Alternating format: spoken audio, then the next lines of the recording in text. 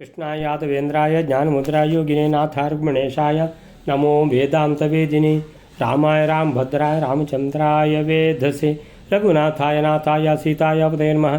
मनोजमं मारुततुल्यवेगं जितेन्द्रियं बुद्धिमतां वरिष्ठं वातात्मजं वानरयोत्तमुख्यं श्रीरामदूतं शरणं प्रपद्ये। ॐ नारायणं निखिलपूर्णगुणैकदेहं निर्दोषमाप्यतममपि अखिलैः सुवाक्यैः अस्योद्भवादिदम् अशेषविशेषतोऽपि वन्द्यं सदा प्रियतमं मम सन्नमामि।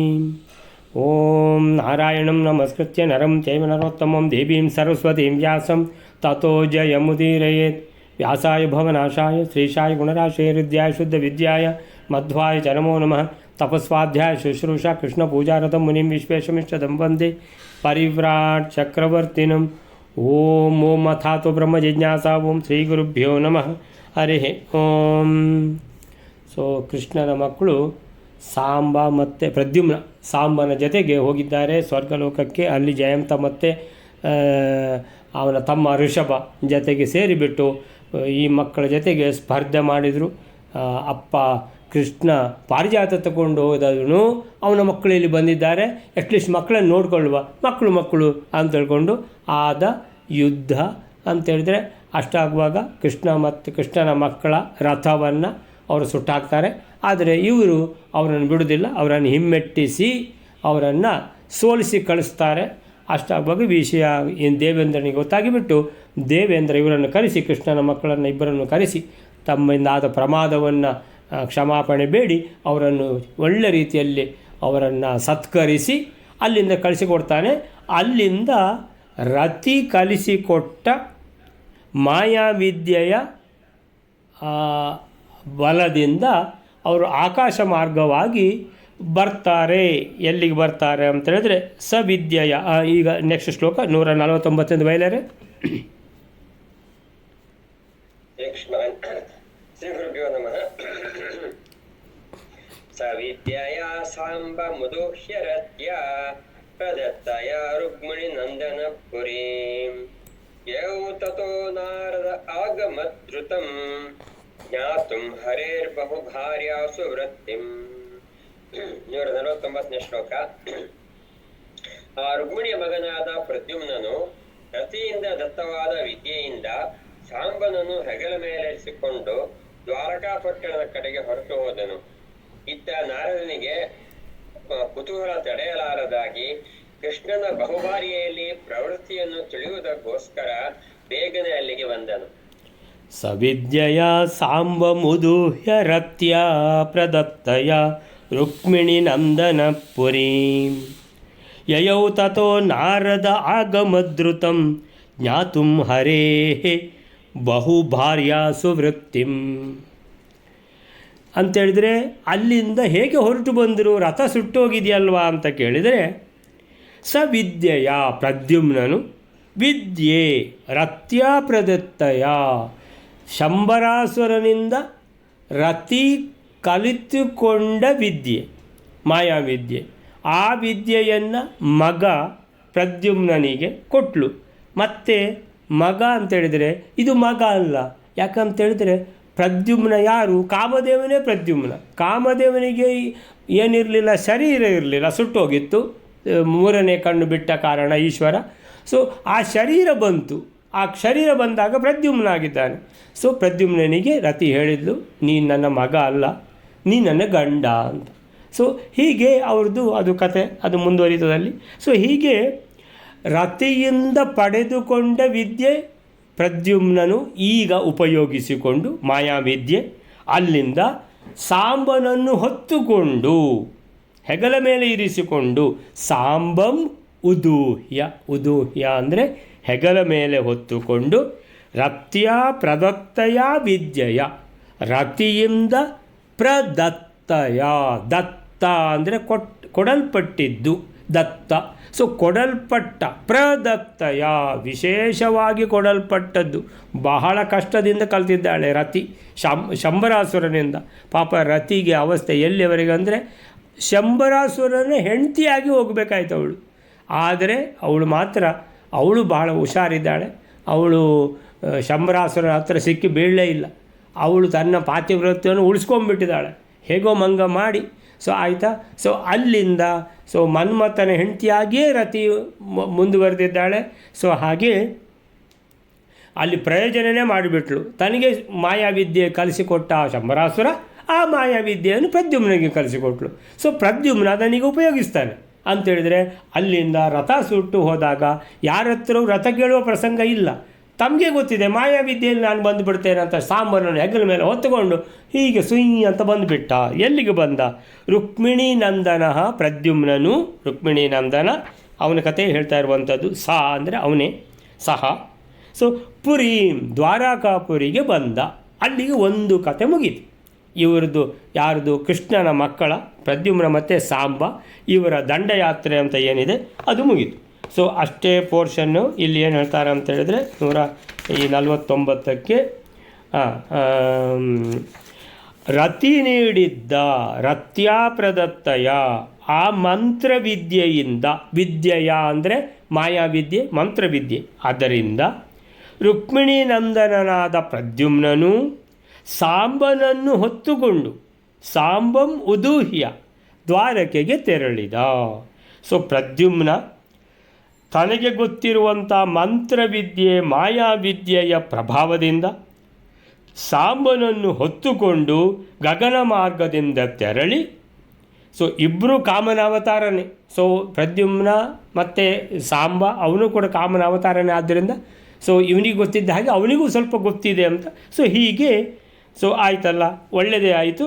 ಹೀಗೆ ಈ ಮಂತ್ರವಿದ್ಯೆ ಪ್ರದ್ಯುಮ್ನನಿಗೆ ರತಿ ಹೇಳಿಕೊಟ್ಟಿದ್ದ ಪರಶುರಾಮ ದೇವತಾಕವಾದ ಅಪೂರ್ವ ವಿದ್ಯೆ ಅನ್ನುವಂಥದ್ದನ್ನು ನಾವು 17ನೇ ಅಧ್ಯಾಯದಲ್ಲಿ ಓದಿ ಆಗಿದೆ 194ನೇ ಶ್ಲೋಕದಲ್ಲಿ ಅಂತ ಹೇಳಿಬಿಟ್ಟು, ಈಗ ಹೊಸ್ತು ಏನಿದು ಇನ್ನೊಂದು ಕಥೆ ಶುರುವಾಯಿತು ಅಂತ ಹೇಳಿದರೆ,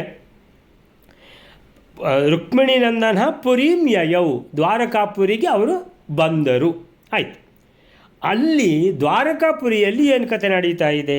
ತತಃ ಆ ಹೊತ್ತಿಗೆ ಅಲ್ಲಿಂದ ನಾರದ ಆಗಮತ್, ನಾರದ ಮುನಿಗಳು ಬಂದರು ದೇವಲೋಕದಿಂದ ದ್ವಾರಕೆಗೆ. ಆಗಮತ್, ಅಗಮತ್ ಅಂದರೆ ಹೋದರು ಅಂತ ಆಗ್ತದೆ, ಆಗಮತ್ ಅಂದರೆ ಬಂದರು ಅಂತ. ತಥೋ ನಾರದ ಆಗಮತ್, ಅಗಮತ್ ಆಗಮತ್. ಸೊ ನಾವು ಓದುವಾಗ ಅಗಮತ್ ಅಂತ ಓದಿದರೆ ಆಗಮತ್ ಇದ್ದದ್ದನ್ನು ಬಂದರು ಅಂತ ಆಗೋದಿಲ್ಲ, ಹೋದರು ಅಂತ ಆಗುತ್ತೆ. ಸೊ ಅಗಮತ್ ಅಂತ ಓದಿದರೆ ಹೋದರು ಅಂತ ಆಗುತ್ತೆ. ಆಗಮತ್ ಚೂರು ಆ ಅಂತ ಮಾಡಿದರೆ ಆಗಮತ್ ಅಂತ ಓದಿದರೆ ಬಂದರು ಅಂತ ಆಗುತ್ತೆ. ಅಂದರೆ ಎಷ್ಟು ಸೂಕ್ಷ್ಮವಾಗಿದೆ ನೋಡ್ಕೊಳ್ಬೇಕು. ಅದಕ್ಕೆ ಓದೋದು ಬಹಳ ಮುಖ್ಯವಾಗಿ ಅಂತ ಹೇಳೋದು. ಹ್ರಸ್ವ ದೀರ್ಘ ಅಂದರೆ ನಮಗೊಂದು ಅದೊಂದು ಏನಾಗಿದೆ, ಒಂದು ಅಭ್ಯಾಸ ಆಗಿಬಿಟ್ಟಿದೆ. ಹ್ರಸ್ವ ಅದನ್ನು ದೀರ್ಘ, ಕೆಲವು ನಮಗೆ ಬೇಕಾದಾಗೆ ದೀರ್ಘ ಮಾಡಿಕೊಂಡು ಬಿಡೋದು. ಇಲ್ಲ, ನೀವು ಹಾಗೆ ದೀರ್ಘ ಮಾಡ್ಕೊಂಡು ಬಿಟ್ಟರೆ ಬಂದರು ಅಂತ ಹೇಳಿದ್ದು ಹೋದರು ಅಂತ ಹೇಳಿದ್ದಾಗ ಆಗ್ತದಲ್ವಾ. ಅಗಮತ್ ಅಂದರೆ ಹೋದರು, ಆಗಮತ್ ಅಂದರೆ ಬಂದರು. ನೀವು ಹ್ರಸ್ವವನ್ನು ದೀರ್ಘ ಮಾಡೋದು, ದೀರ್ಘವನ್ನು ಹ್ರಸ್ವ ಮಾಡುವಂಥದ್ದು ಎಲ್ಲ ಮಾಡಬೇಡಿ. ಜಾಗ್ರತೆಯಿಂದ ಓದಬೇಕು. ಯಾಕಂತೇಳಿದರೆ ನಮ್ಮದು ಸೇವೆ ತಾನೇ. ನಮ್ಮ ಸೇವೆ ಅಂದರೆ ಚಾಚೂ ತಪ್ಪದೆ ಮಾಡಬೇಕು. ನಾವು ನಿಷ್ಠೆಯಿಂದ ಮಾಡಬೇಕು. ಅಂದರೆ ಖುಷಿ ಬಂದಾಗೆ ಮಾಡಬಾರ್ದು. ಸೊ ನಾರದ ಆಗಮತ್ ದ್ರುತಂ, ಬಂದುಬಿಟ್ಟಿದ್ದಾರೆ. ದ್ರುತಂ ಅಂದರೆ ಬೇಗ, ಕೂಡಲೇ ಬಂದಿದ್ದಾರೆ. ಜ್ಞಾತುಂ ಏನಂತ ಹೇಳಿದ್ರೆ, ಕೃಷ್ಣನಿಗೆ 16,100 ಜನ ಕನ್ನಿಕೆಯರೊಂದಿಗೆ ಮದುವೆ ಆಗಿದೆ ಅಂತ ಆ ಮದುವೆ ಪ್ರಸಂಗ ಬರುವಾಗಲೇ ನಾವು ನೆನಪು ಮಾಡಿಕೊಂಡಿದ್ದೇವೆ. ನಾರದ ಮುನಿಗಳು ಬಂದಿದ್ದರೆ ಎಲ್ಲ ಮನೆಗೂ ಹೊಕ್ಕಿ ಏನಾಗ್ತಾ ಇದೆ ಅಂತ ಎಣಗ್ತಿದ್ರು. ಓ, ಇಲ್ಲಿ ಕೃಷ್ಣಂದು ಕ್ರೀಡೆ ನಡೀತಾ ಇದೆ. ಯಾರ ಜೊತೆಗೆ? ಈ ಕನ್ಯೆ ಜೊತೆಗೆ. ಇನ್ನೊಂದು ಮನೆಯಲ್ಲಿ ನೋಡುವ, ಇನ್ನೊಂದು ಮನೆಯಲ್ಲಿ ಅಲ್ಲಿ ಸಹ ಕೃಷ್ಣ ಇದ್ದಾನೆ ಆ ಕನ್ಯೆ ಜೊತೆಗೆ. ಸರಿ, ಇನ್ನೊಂದು ಮನೆಗೆ ಹೋಗುವ, ಅಲ್ಲಿ ಸಹ ಕೃಷ್ಣ ಇದ್ದಾನೆ ಇನ್ನೊಂದು ಕನ್ಯೆ ಜೊತೆಗೆ. ಕೃಷ್ಣ ಕೃಷ್ಣ ಕೃಷ್ಣ ಶ್ರೀಮನ್ನಾರಾಯಣ, ಏನು ಲೀಲೆಯಪ್ಪ ನಿಂದು ಅಂತ ನಾರದರು ಮುಂದೆ ಹೋಗ್ತಿದ್ರು ಅಂತ ಅದನ್ನೇ ನೋಡಲಿಕ್ಕೆ ಬಂದಿದ್ದಾರಂತೆ. ನಾರದ ಆಗಮತ್ ಧೃತಂ, ಅಯ್ಯೋ ಮದುವೆಯಾಗಿ ತುಂಬ ಸಮಯ ಆಯ್ತು, ಈಗ ನಾನು ಈಗಲೇ ನೋಡಬೇಕಂತ ಬಂದಿದ್ದಾರೆ. ಜ್ಞಾತುಂ ತಿಳಿದು ಅಥವಾ ತಿಳಿಯಲು, ಜ್ಞಾತುಂ ತುಮನ್ನು ಪ್ರತ್ಯಯ, ಜ್ಞಾತುಂ ಕರ್ತುಂ ಮಾಡಲು, ದ್ರಷ್ಟುಂ ನೋಡಲು. ಸೊ ಹಾಗೆ ಜ್ಞಾತುಂ ತಿಳಿಯಲು ಏನಂತ, ಹರೇಹೇ ಬಹುಭಾರ್ಯಾಸು ವೃತ್ತಿಂ. 16,100 ಜನರ ಜತೆಗೆ ಈಗ ಮದುವೆ ಆದದ್ದು. 8 ಜನ ಮಡದಿಯರು, ಅಷ್ಟಮೈಷಿಯರು ಅಂದರೆ ಪಟ್ಟದ ರಾಣಿಯರು ಮೊದಲೇ ಇದ್ದಾರೆ. ಈಗ ಇಷ್ಟು ಜನರ ಜೊತೆಗೆ ಶ್ರೀಕೃಷ್ಣನ ದಾಂಪತ್ಯ ಹೇಗೆ ನಡೀತಾ ಇದೆ? ಬಹಳ ಕುತೂಹಲ ನಾರದ ಮುನಿಗಳಿಗೆ. ಅರೆ, ಯಾವ ಥರ ಸುಧಾರಿಸ್ತಾ ಇದ್ದಾನೆ ಈ ಶ್ರೀಕೃಷ್ಣ? 2 ಹೆಂಡತಿ ಇದ್ರೇ ಸುಧಾರಿಸ್ಲಿಕ್ಕೆ ಆಗೋದಿಲ್ಲ, 16,108 ಜನ ಹೆಂಡತಿಯಂದಿರಿಗೆ ಹೇಗೆ ಸುಧಾರಿಸ್ತಾ ಇದ್ದಾನೆ ಕೃಷ್ಣ ಅಂತ. ಹರೇಹೇ ಶ್ರೀಕೃಷ್ಣನ ಬಹುಭಾರ್ಯ. ಬಹುಭಾರ್ಯ ಅಂದರೆ ಅನೇಕ ಹೆಂಡಂದಿರು. ಅವರು ಭಾರ್ಯಾಸು ಅವರಲ್ಲಿ, ಇಷ್ಟು ಜನರಲ್ಲಿ ಕೃಷ್ಣ ಹೇಗೆ ಸಂಸಾರ ಮಾಡ್ತಾ ಇದ್ದಾನೆ? ಒಬ್ಬಳ ಮನೆಗೆ ಹೋಗಿ ಇನ್ನೊಬ್ಬಳ ಮನೆಗೆ ಹೋಗಲಿಲ್ಲ ಅಂದರೆ, ಯಾರ ಮನೆಗೆ ಹೋಗಲಿಲ್ವೋ ಅವಳು ತಾಂಡವ ನೃತ್ಯ ಮಾಡ್ತಾ ಇರ್ತಾಳೆ, ನನ್ನ ಮನೆಗೆ ಕೃಷ್ಣ ಬರಲಿಲ್ಲ, ನಿನ್ನ ಮನೆಗೆ ಹೇಗೆ ಬಂದ ಅಂತ. ಸೊ ಇದು ಅಂತೇಳಿದರೆ 16,108 ಜನರ ಈ ಯಾರೊಬ್ಬರಿಗೂ ಬೇಜಾರಾಗದಾಗೆ ಕೃಷ್ಣ ಇದ್ದಾನೋ, ಒಂದು ವೇಳೆ ಇದ್ದರೆ ಹೇಗೆ ಇದು ಅಂತ ನೋಡಲಿಕ್ಕೆ ಹರೇಹೇ ಬಹುಭಾರ್ಯಾಸು ವೃತ್ತಿಂ, ದಾಂಪತ್ಯ ಜೀವನ ವೃತ್ತಿ. ಸೊ ಹೇಗೆ ನಡೆಸ್ತಾ ಇದ್ದಾನೆ ಶ್ರೀಕೃಷ್ಣ ಅಂತ, ಶ್ರೀಕೃಷ್ಣ ತನ್ನ ಅನೇಕ ಮಡದಿಯರಲ್ಲಿ ಬಹುಭಾರ್ಯಾಸು ನಡೆಸುವ ವರ್ತನೆಗಳು ಹೇಗಿರುವುದು ಎಂಬುದನ್ನು ತಿಳಿಯಲು ನಾರದರು ಬಂದಿದ್ದಾರೆ. ಪ್ರಭಂಜನಾಚಾರ್ಯ ಹೇಳ್ತಾರೆ, ಆಗೊಮ್ಮೆ ತತಃ ನಾರದ ಆಗಮತ್, ನಾರದರು ಅಲ್ಲಿಗೆ ಆಗಮಿಸಿದರು. ದ್ರುತಂ ಅಂದರೆ ಬೇಗನೆ, ಏನಂತ, ಜ್ಞಾತುಂ ಅರಿಯಲೆಂದು. ಏನು ಅರಿಯಲೆಂದು? ಹರೇಹೇ ಶ್ರೀಕೃಷ್ಣನು ಬಹುಭಾರ್ಯಾಸು ತನ್ನ ಬಹುಜನ ಪತ್ನಿಯರಲ್ಲಿ ವೃತ್ತಿಂ ನಡೆದುಕೊಳ್ಳುವ ಬಗೆ. ಹೇಗೆ ದಾಂಪತ್ಯ ಮಾಡ್ತಾ ಇದ್ದಾರೆ ಭಗವಂತ? ಇಷ್ಟು ಜನರ ಹೆಂಡತಿಯರೊಂದಿಗೆ ಒಬ್ಬ ಹೆಂಡತಿಗೆ ಕೊಟ್ಟದ್ದು ಚೂರು ಜಾಸ್ತಿ ಆಯಿತು, ಇನ್ನೊಬ್ಬ ಹೆಂಡತಿ ಗಲಾಟೆ ಮಾಡ್ಬಿಡ್ತಾಳೆ, ಅವಳಿಗೆ ನೀನು ಜಾಸ್ತಿ ಕೊಟ್ಟದ್ದು ಯಾಕೆ ಅಂಥೇಳಿ. ಇದು ಮತ್ತೆ ಹಾಗಾದರೆ ಏನು ಗಲಾಟೆ? ಏನು ಅಂದರೆ ಏನು ದೇವಲೋಕಕ್ಕೆ ರಿಪೋರ್ಟ್ ಬರಲಿಲ್ಲ ಗಲಾಟೆ ಆಗಿದೆ ಅಂತ? ಮತ್ತು ಹೇಗೆ ಸುಧಾರಿಸ್ತಾ ಇದ್ದಾನೆ ಅಂತ ಬಹಳ ಏನು ಕುತೂಹಲ ಆಗಿ ನಾರದರು ಕೃಷ್ಣನು ತನ್ನ 16,108 ಪತ್ನಿಯರ ಜೊತೆಗೆ ಸಂಸಾರ ದಾಂಪತ್ಯ ಸಾಗಿಸುವುದನ್ನು ಕಣ್ಣಾರೆ ಕಾಣಲು, ಜ್ಞಾತುಂ ನೋಡಲು, ತಿಳಿಯಲು, ತಿಳಿದುಕೊಳ್ಳಲು, ಕಣ್ಣಾರೆ ಕಂಡು ತಿಳಿದುಕೊಳ್ಳಲು ದ್ವಾರಕೆಗೆ ಬಂದಿದ್ದಾರೆ ಎನ್ನುವಂಥ ಪ್ರಸಂಗ. ಇದರಲ್ಲಿ ನಾರದರಿಗೆ ಕೃಷ್ಣನ ಸಂಸಾರದ ದಾಂಪತ್ಯದ ಅದ್ಭುತವನ್ನು ನೋಡುವ, ಆ ಮಹಿಮೆಯನ್ನು ನೋಡುವ ಕಾತರ. ಅಂದರೆ ಎಲ್ಲ ಮಹಿಮೆಗಳಲ್ಲಿ ಇದು ಒಂದು ಮಹಿಮೆನೇ, ಏನು ಕಡಿಮೆ ಇಲ್ಲ. ಅಲ್ಲಲ್ಲ, ಅದೆಲ್ಲ ಏನು ಅಂತ ಹೇಳಿದರೆ ಸಾಹಸಪೂರ್ಣ. ಇದು ದೊಡ್ಡ ಸಾಹಸನೇ. 16,108 ಮಡದಿಯರನ್ನು ಸುಧಾರಿಸುವುದಂದರೆ ಇದು ಸಣ್ಣ ಸಾಹಸವ? ಇದು ದೊಡ್ಡ ಸಾಹಸ, ದೊಡ್ಡ ಮಹಿಮೆ. ಇದು ಈ ಕುತೂಹಲ ಹೊರತು ಬೇರೇನಿಲ್ಲ ನಾರದರಿಗೆ. ಕುತೂಹಲ ಹೇಗೆ ಅಂತ ಬಂದಿದ್ದಾರೆ. ನೆಕ್ಸ್ಟ್ ಶ್ಲೋಕ ಬೇಲರೆ. ಸಹಸ್ರಗ್ರಹೇಶು ದೃಷ್ಟ್ಯಾ ತಾವತ್ ಸ್ವರೂಪೈರ್ವಿರಹಂತಮೇಕಂ ಸುವಿಸ್ಮಿತ ಪ್ರಯೋತಂ ಪ್ರಣಮ್ಯ ಶಕ್ರಪ್ರಸ್ಥಂ ಪೂಜಿತಶ್ಚಾತ್ರ ಪಾರ್ಥೈಃ. 150ನೇ ಶ್ಲೋಕ. ಆ ಕೃಷ್ಣನನ್ನು 16,000 ಮನೆಗಳಲ್ಲಿ 16,000 ರೂಪಗಳಿಂದ ಕ್ರೀಡಿಸತಕ್ಕಂಥ ಆ ಒಬ್ಬನನ್ನೇ ನೋಡಿ ಆಶ್ಚರ್ಯಗೊಂಡವನಾಗಿ ಆ ಕೃಷ್ಣನು ನಮಸ್ಕರಿಸಿ ಇಂದ್ರಪ್ರಸ್ಥದ ಕಡೆಗೆ ನಾರದರು ಹೊರಟು ಹೋಗುತ್ತಾರೆ. ಆ ಇಂದ್ರಪ್ರಸ್ಥದಲ್ಲಿ ಪಾಂಡವರಿಂದ ಪೂಜಿಸಲ್ಪಡುತ್ತಾರೆ. ತಂ 2,800 ದೃಷ್ಟ್ವಾ ತಾವತ್ ಸ್ವರೂಪೈಃ ವಿಹರಂತಮೇಕಂ ಸುವಿಸ್ಮಿತಃ ಪ್ರಯಯೌ ತಂ ಪ್ರಣಮ್ಯ ಶಕ್ರಪ್ರಸ್ಥಂ ಪೂಜಿತಃ ಚ ಅತ್ರ ಪಾರ್ಥೈಃ.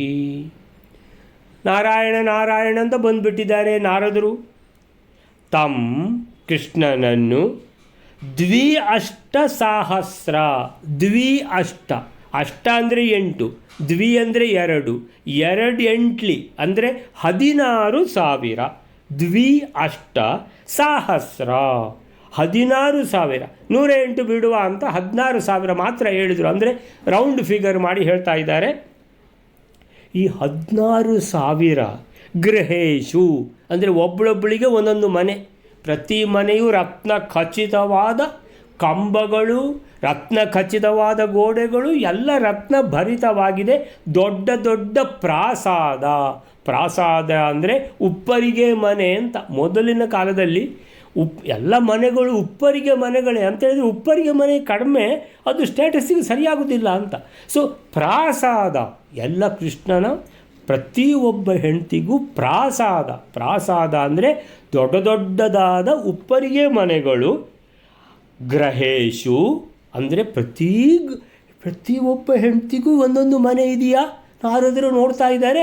ಓಹೋ, ಪ್ರತಿಯೊಂದು ಆದರೆ ಇದೆ ಅಂತ ಹೇಳ್ತಿದ್ದು ಹೋಲ್ಸೇಲ್ ಒಂದು ದೊಡ್ಡ ಒಂದು ಹಾಲ್ನಲ್ಲಿ ಇಲ್ಲಿ 100 ಜನ ಹೆಂಡತಿಯಂದಿರು, ಇನ್ನೊಂದು ಹಾಲಲ್ಲಿ 100 ಜನ ಹೆಂಡತಿಯಂದಿರು, ಆ ಥರ ಅಲ್ಲ.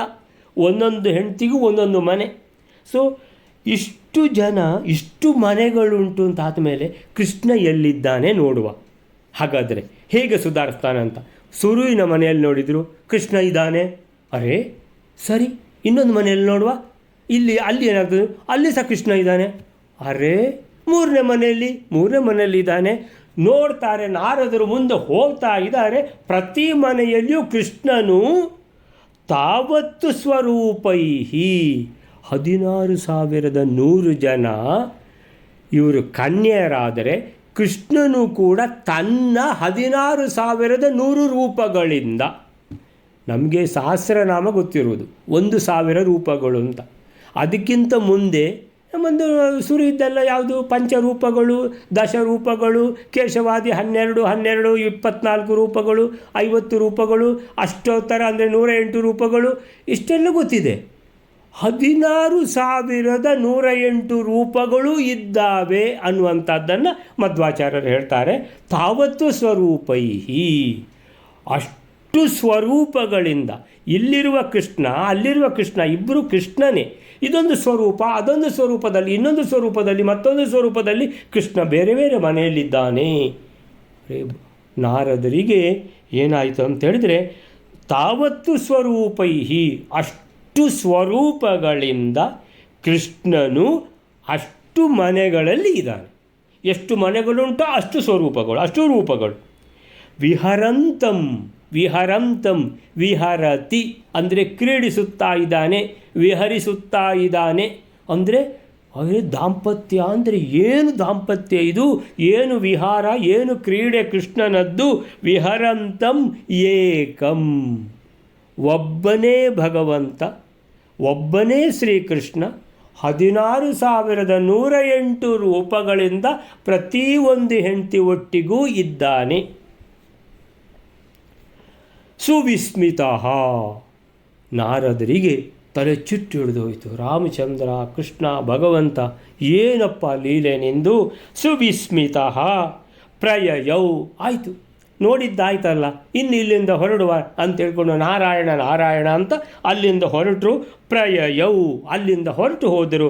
ತಂ ಪ್ರಣಮ್ಯ, ಕೃಷ್ಣ ನೀನು ಮಹಾನ್ ಕೃಷ್ಣ ನೀನು ಅಂತೇಳಿದರೆ ಯಾರಿಗೂ ಎಣಿಸ್ಲಿಕ್ಕೆ ಸಾಧ್ಯ ಇಲ್ಲಪ್ಪ.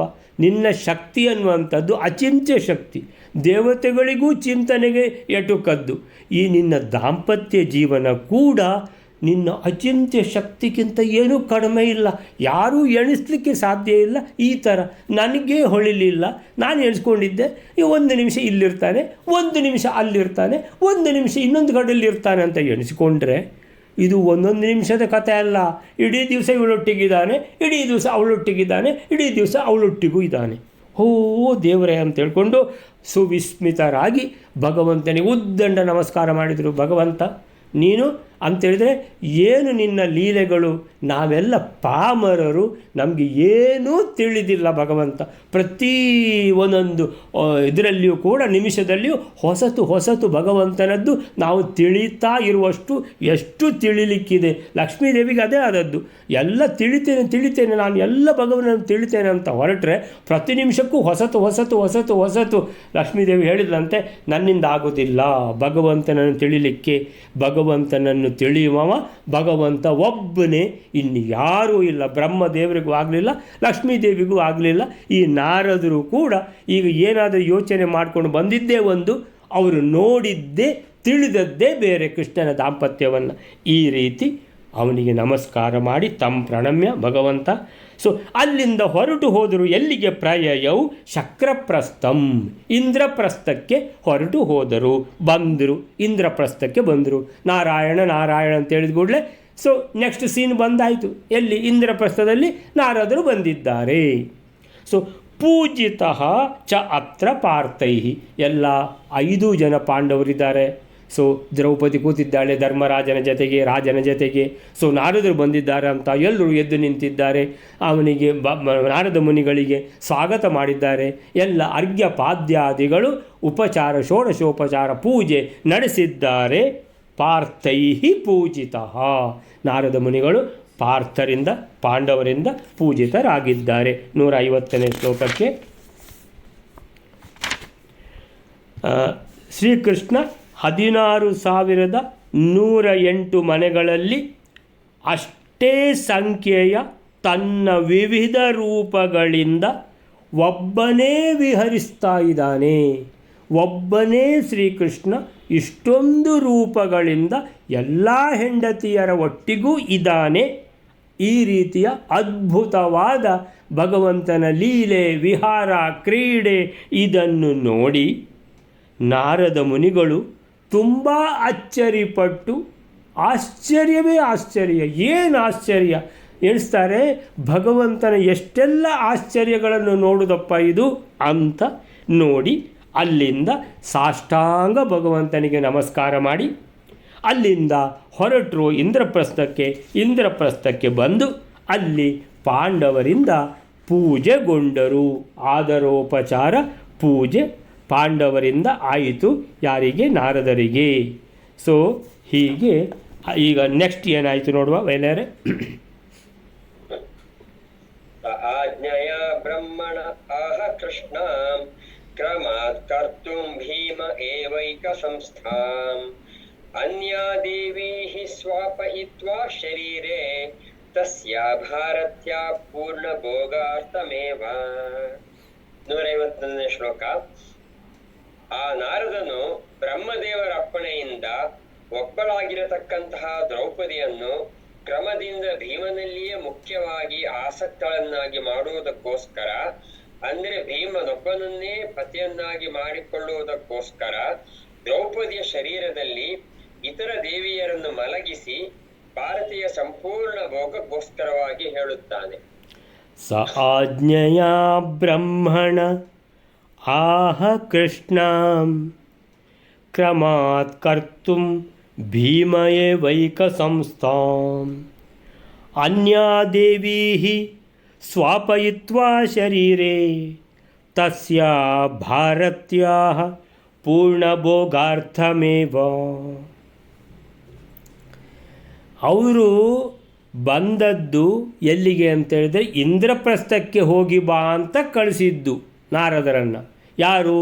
ಬ್ರಹ್ಮಣ ಆಜ್ಞೆಯ, ಚತುರ್ಮುಖ ಬ್ರಹ್ಮದೇವರ ಆಜ್ಞೆಯಿಂದ ಬಂದದ್ದು. ಬರುವಾಗ ಚೂರು ಅಲ್ಲಿ ಇಣುಕಿ ಬರುವ ಅಂತ, ಎಲ್ಲಿ? ಶ್ರೀಕೃಷ್ಣನ ದಾಂಪತ್ಯ ಒಂಚೂರು ನೋಡಿಕೊಂಡು ಬರುವ ಅಂತ ಒಂದು ಕಾತರತೆ ಮುನಿಗಳಿಗೆ, ನಾರದ ಮುನಿಗಳಿಗೆ. ಸೊ ಹಾಗೆ ಅದನ್ನು ನೋಡಿಕೊಂಡು ಭಗವಂತನ ಲೀಲೆಗಳಿಗೆ ಪುನಃ ಶರಣಾಗಿ ಪುನಃ ಉದ್ದಂಡ ನಮಸ್ಕಾರ ಮಾಡಿ ಕೃತಾರ್ಥರಾಗಿ ಬಂದಿದ್ದಾರೆ ಇಲ್ಲಿ. ಹಾಗಾದರೆ ವಿಷಯ ಏನು ಅಂದು ಇದು ವಿಷಯ.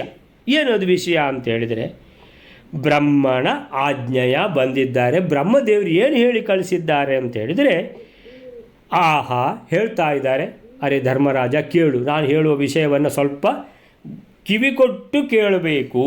ಏನಂತ ಹೇಳಿದರೆ, ಕೃಷ್ಣ ದ್ರೌಪದಿಯನ್ನು, ಕೃಷ್ಣ ಅಂತ ಹೇಳಿದರೆ ದ್ರೌಪದಿ, ಕೃಷ್ಣ ಅಂದರೆ ಶ್ರೀಕೃಷ್ಣ. ಸೊ ಕೃಷ್ಣ ದ್ರೌಪದಿಯನ್ನು ಕ್ರಮಾತ್ ಕರ್ತುಂ ಭೀಮ ಏವೈಕ ಸಂಸ್ಥಾಂ. ಏನಂತೇಳಿದರೆ, ಈಗ ಏನು ನಿಮ್ಮದು 5 ಜನ ಗಂಡಂದಿರೊಂದಿಗೆ ದ್ರೌಪದಿಯ ದಾಂಪತ್ಯ ಹೇಗೆ ಸಾಗ್ತಾ ಇದೆ ಅಂತ ಕೇಳಿರ್ಬೋದು. ಅದಕ್ಕೆ ಧರ್ಮರಾಜ ಹೇಳಿರ್ಬೋದು. ಅಂಥೇಳಿದರೆ ದಿವಸಕ್ಕೆ ಒಬ್ಬರೊಬ್ಬರು, ಇವತ್ತು ಅವಳು ಶ್ಯಾಮಲಾದೇವಿಯ ರೂಪದಲ್ಲಿರುವಾಗ ಧರ್ಮರಾಜನ ಜೊತೆಗೆ, ನಾಳೆ ಭಾರತೀ ದೇವಿಯ ರೂಪದಲ್ಲಿರುವಾಗ ನಾಳೆ ಭೀಮಸೇನನ ಜೊತೆಗೆ, ನಾಡ್ದು ಶಚೀದೇವಿಯ ರೂಪದಲ್ಲಿರುವಾಗ ಅರ್ಜುನನ ಜೊತೆಗೆ, ಹೀಗೆ ಉಷಾದೇವಿಯ ರೂಪದಲ್ಲಿರುವಾಗ ಅಲ್ಲಿ ನಕುಲ ಸಹದೇವರ ಜೊತೆಗೆ, ಈ ರೀತಿ ಒಂದೊಂದು ದಿವಸ ಒಬ್ಬರೊಬ್ಬರಿಗೆ, ಅಂದರೆ ಬಹಳ ಶಿಸ್ತುಬದ್ಧವಾಗಿ ಇದೆ, ಏನು ತೊಂದರೆ ಇಲ್ಲ ಅನ್ನುವಂಥದ್ದನ್ನು. ಅಂದರೆ ದ್ರೌಪದಿ ಮಾತ್ರ ಪ್ರತಿದಿನ ನೂತನ ಕನ್ಯೆಯಾಗಿ ಇರ್ತಾಳೆ ಅಂಥೇಳಿದರೆ, ನಿತ್ಯ ಯೌವನದಲ್ಲಿರುವಂಥ ದ್ರೌಪದಿ. ಎಲ್ಲ ಈ ವಿಷಯ ಎಲ್ಲ ನಾವೆಲ್ಲ ಮೊದಲು ಓದಿದ್ದನ್ನು ಧರ್ಮರಾಜನಿಂದ ನಾರದ ಮುನಿಗಳು ಒಂದು ತಿಳ್ಕೊಳ್ಬೇಕಲ್ವ, ಒಂದು ಉಭಯ ಕುಶಲೋಪರಿ. ಅದರಲ್ಲಿ ಅದು ವಿಷಯ ಏನಂತ ಹೇಳಿದರೆ, ಇದೆಲ್ಲ ಯಾಕೆ ತಿಳ್ಕೊಂಡದ್ದು ಅಂತ ಹೇಳಿದರೆ, ಏನೋ ನಾರದ ಮುನಿಗಳ ತಲೆಯಲ್ಲಿ ಏನೋ ಒಂದು ತಿರುಗುತ್ತಾ ಇದೆ, ಅಥವಾ ಬ್ರಹ್ಮದೇವರ ತಲೆಯಲ್ಲಿ ತಿರುಗುತ್ತಾ ಇದೆ ಅಲ್ಲಿ. ಅದನ್ನು ಅವ್ರು ಏನು ಮಾಡಿದರು, ನಾರದ ಮುನಿಗಳ ತಲೆಗೆ ಹಾಕಿದರು. ನೀನು ಹೋಗಿ ಏನಾದರೂ ಒಂದು ಸಮಸ್ಯೆಗೆ ಪರಿಹಾರ ನೋಡ್ಕೋಬೇಕಪ್ಪ, ಅಂದರೆ ಮುಂದಕ್ಕೆ ಸಮಸ್ಯೆ ಆಗಬಾರ್ದು. ನಾರದ ಮುನಿಗಳು ಕೇಳಿದರು, ಏನು ಹೇಗೆ ಇದೆ ನಿಮ್ಮದು ದಾಂಪತ್ಯ ಎಲ್ಲ. ಧರ್ಮರಾಜ ವಿವರಿಸಿದರೂ ಹೇಳ್ತಾರೆ, ಇಲ್ಲ, ಭೀಮನ ಜೊತೆಗೆ ದ್ರೌಪದಿ ಇರುವ ಹಾಗೆ ಮಾಡಬೇಕಪ್ಪ, ಕ್ರಮವಾಗಿ. ಕ್ರಮಾತ್ ಅಂತೇಳಿದರೆ ಅಂದರೆ ಇವತ್ತೇ ನಾಳೆ ಅಂತ ಅಲ್ಲ, ಆದರೆ ನಿಮ್ಮ ಒಂದು ಉದ್ದೇಶ, ಒಂದು ಲಾಂಗ್ ಟರ್ಮ್ ಗೋಲ್ ಅಂತೇಳಿದ್ರೆ ಏನು, ಭೀಮನ ಜೊತೆಗೆ ದ್ರೌಪದಿ ಇರುವ ಹಾಗೆ ನೋಡ್ಕೊಳ್ಬೇಕು. ಅಲ್ಲ, ದ್ರೌಪದಿಯ ಮತ್ತೆ 3-4 ಅವತಾರಗಳು ಉಂಟಲ್ಲ, ಭಾರತೀ ದೇವಿ ಮಾತ್ರ ಅಲ್ಲ ಇರುವುದು ಅಂತ ಹೇಳಿದರೆ, ಅನ್ಯಾದೇವಿ ಸ್ವಾಪಯಿತ್ವಾ ಶರೀರೇ. ಏನಂತೇಳಿದರೆ, ಆ ಎಲ್ಲ ದೇವಿಯರು ಭಾರತೀ ದೇವಿ ಹೇಳಿದಾಗೆ ಕೇಳುವವರು. ಭಾರತೀ ದೇವಿ ಲೀಡರ್. ಆದ್ದರಿಂದ ಏನು ಮಾಡಬೇಕಂತೇಳಿದರೆ, ಭಾರತೀ ದೇವಿ ಒಬ್ಬಳೇ ವಿಷಯ ತಿಳಿದಿರುವವಳು, ಅಂದರೆ ಭೀಮಸೇನ ಜೊತೆಗಿರುವವಳು, ದಾಂಪತ್ಯ ನಡೆಸುವವಳು. ಉಳಿದವರೆಲ್ಲ ಸ್ವಾಪಯಿತ್ವ ಅಂತೇಳಿದರೆ ಅವರಿಗೆ ನಿದ್ದೆ ಬಂದಿದೆ, ಅಂದರೆ ಯಾರಿಗೂ ಏನೂ ಗೊತ್ತಿಲ್ಲ. ಅಂದರೆ ಉಳಿದ ಎಲ್ಲ ದೇವಿಯರನ್ನು ನಿದ್ರೆ ಮಾಡಿಸಿಬಿಡಿ, ಮತ್ತು ಭಾರತೀ ದೇವಿ ಒಬ್ಬಳಿದ್ದರೆ ಸಾಕು, ಭೀಮಸೇನ ಒಬ್ಬರಿದ್ದರೆ ಸಾಕು. ಅಂದರೆ ಕ್ರಮಾತ್, ಅಂದರೆ ಇದಕ್ಕೆ ಹೋಗಿ ಮುಟ್ಟಬೇಕು, ಈ ರೀತಿಯ ಒಂದು ಸ್ಥಿತಿಗೆ ಹೋಗಿ ಮುಟ್ಟಬೇಕು ಆದಷ್ಟು ಬೇಗನೆ. ಅರೆ ಏನಪ್ಪ ವಿಷಯ, ಯಾಕೆ, ಏನು? ಅನ್ಯಾದೇವಿ ಸ್ವಾಪಯಿತ್ವ ಶರೀರೇ, ಈ ದೇಹದಲ್ಲಿ ಬಾಕಿ ದೇವಿಯರಿದ್ದಾರೆ ಹೌದು, ಆದರೆ ಅವರೆಲ್ಲ ಭಾರತೀ ದೇವಿ ಹೇಳಿದಾಗೆ ಕೇಳುವವರು, ಅವ್ರನ್ನೆಲ್ಲ ಸಮಸ್ಯೆ ಇಲ್ಲ, ಅವ್ರನ್ನೆಲ್ಲ ಮಲಗಿಸಿಬಿಡಿ. ಅಂದರೆ ಯಾರಿಗೂ, ಅಂದರೆ ಅವರಿಗೆ ಜ್ಞಾನವೇ ಇಲ್ಲ, ಬೋಧವೇ ಇಲ್ಲ ಅಂಥೇಳಿದರೆ ಆ ದೇಹದಲ್ಲಿ ಭಾರತೀ ದೇವಿ ಮಾತ್ರ ಇರುವುದು. ಮತ್ತು ಯಾರು ದಾಂಪತ್ಯ ನಡೆಸುವಂಥದ್ದು ಭೀಮಸೇನ ಭಾರತೀ ದೇವಿ ಇಬ್ಬರೇ, ಬೇರೆ ಯಾರ್ದು ಏನೂ ತೊಂದರೆ ಅಲ್ಲಿ ಇರದ ಹಾಗೆ. ಅಲ್ಲ ಸರಿ, ಅಲ್ಲಿ ಮಲಗಿಸಬಹುದು, ಆದರೆ ಅರ್ಜುನ ಬಂದರೆ ಧರ್ಮರಾಜನಿಗೆ, ನಕುಲ ಸಹದೇವ ಇವರಿಗೆಲ್ಲ ಏನು ಹೇಳೋದು? ಅದಕ್ಕೆ ನೋಡ್ತೇನೆ ಅಂತ ಯೋಚನೆ ಮಾಡ್ತಾ ಇದ್ದಾರೆ ನಾರದರು. ತಸ್ಯ ಭಾರತ್ಯಾ ಪೂರ್ಣಭೋಗಾರ್ಥಮೇವ. ಅಲ್ಲ, ಬ್ರಹ್ಮದೇವರು ಏನು ಹೇಳಿ ಕಳಿಸಿದ್ದಂದರೆ, ತಸ್ಯಾಹ ಭಾರತ್ಯಾಹ ಅಂದರೆ ಭಾರತೀ ದೇವಿಯ ಪೂರ್ಣ ಭೋಗಾರ್ಥಂ ಏವ. ಭಾರತೀ ದೇವಿಯ ಗಂಡ ಭೀಮಸೇನ ಅಷ್ಟೇ. ದ್ರೌಪದಿ ಅಂತೇಳಿದರೆ ಅಷ್ಟೇ. ದ್ರೌಪದಿ ಅಂದರೆ ಭಾರತೀ ದೇವಿ, ಭಾರತೀ ದೇವಿಗೆ ಗಂಡ ಯಾರು ಅಂತ ಹೇಳಿದ್ರೆ ಭೀಮಸೇನ. ಭಾರತ್ಯ ಪೂರ್ಣ ಭೋಗಾರ್ಥಂ ಅಂತೇಳಿದ್ರೆ, ಇಲ್ಲ ನಾಳೆಗಾಗುವಾಗ ಭಾರತೀ ದೇವಿಗೆ ಏನು ಬೋಧ ಇಲ್ಲ, ಶ್ಯಾಮಲಾದೇವಿ, ನಾಡ್ದಿಗಾಗುವಾಗ ಶಚೀದೇವಿ ಇಲ್ಲ ಇಲ್ಲ ಇಲ್ಲ, ಅವನ್ನೆಲ್ಲ ನೀವು ಪರ್ಮನೆಂಟ್ ಮಲಗಿಸಿಬಿಡಿ, ಭಾರತೀ ದೇವಿಗೆ ಪೂರ್ಣ ಭೋಗ ಭೀಮಸೇನನಿಂದ ಅಥವಾ ಭೀಮಸೇನನಿಗೆ ಭಾರತೀ ದೇವಿಯಿಂದ ಪೂರ್ಣ ಭೋಗ ಅಷ್ಟೇ ಇರಬೇಕು ದ್ರೌಪದಿಯ ಶರೀರದಲ್ಲಿ. ತಸ್ಯ ಭಾರತ್ಯ ಪೂರ್ಣ ಭೋಗಾರ್ಥಮೇವ ಅಂತ ಏನು ಬ್ರಹ್ಮದೇವರು ಹೇಳಿ ಕಳಿಸಿದ್ದಾರೆ ಅಂತ ನಾರದರಿಗೂ ಹೆಚ್ಚಿಗೆ ಗೊತ್ತಾಗೋದಿಲ್ಲ. ಅವರು ದಾಂಪತ್ಯ ನಡೆಸಲಿಲ್ಲ, ಇನ್ನು ಅದೇನೋ ಅವರು ದಾಂಪತ್ಯ ನಡೆಸಿದ್ದಾರೆ ಅಂತ ಬರ್ತದೆ, ಅದು ಬಹುಶಃ ನಂತರವೇನ. ಸೊ ಇಷ್ಟು ತನಕ ಏನೂ ಗೊತ್ತಿಲ್ಲ ಅವರಿಗೆ ಜಾಸ್ತಿ, ಅಲ್ಲಿ ಹೇಳಿಕೊಟ್ಟದ್ದನ್ನು ಇಲ್ಲಿ ಹೇಳೋದು ಅಷ್ಟು ಮಾತ್ರ ಗೊತ್ತಿದೆ ಅವರಿಗೂ ಕೂಡ. ಸೊ ಏನು ಹೇಳ್ತಾರೆ, ಕ್ರಮವಾಗಿ ಅಂದರೆ ಏನು ಹೇಳಿ ಅಲ್ಲಿ ಕಳಿಸಿದ್ದಾರೆ ಅಂತ ಹೇಳಿದರೆ, ಕ್ರಮವಾಗಿ ಕ್ರಮಾತ್ ಬ್ರಹ್ಮದೇವರ ಅಪ್ಪಣೆ ಏನು ಅದು ನಾನು ನಿಮಗೆ ತಿಳಿಸ್ತಾ ಇದ್ದೇನೆ. ಏನದು ಬ್ರಹ್ಮದೇವರ ಆಜ್ಞೆ?